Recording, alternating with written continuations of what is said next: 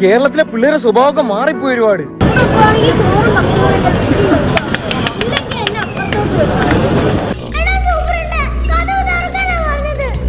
കഥവ് തുറക്കാൻ ഇവർക്ക് പേടിയാ കുഞ്ഞൻ. ഓന് വിശക്കുണ്ടായിരിക്കും പാവം.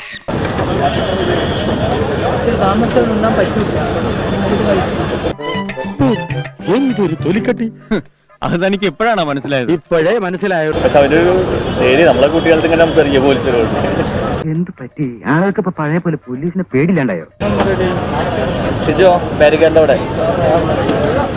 Okay okay. പടച്ചോനോർത്ത് എന്റെ മാനം കളയരുത്.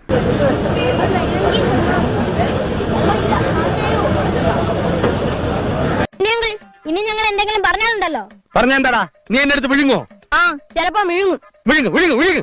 ഒരു കുട്ടി വന്നിട്ട് ഒരു കുട്ടി സ്കൂളിൽ വന്നിട്ട് കിടക്കാൻ പറ്റാണ്ട് പോലീസുകാർ സംസാരിച്ചോണ്ടിരിക്കുക. നിങ്ങളൊരു ബസ്സിലാളർക്ക് ഞാൻ ട്രെയിനിൽ ഇറക്കാൻ പറ്റുന്നോട്ടെ. എന്നാ പിന്നെ അങ്ങനെ ആവട്ടെ തോമസേ, നമുക്ക് നോക്കാം. ആ കാണാം.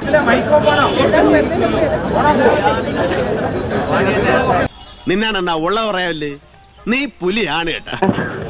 എന്താ ഇവിടെ നിൽക്കുന്നത്? പറ. നീ നേരത്തെ എന്താ പറഞ്ഞല്ലോ?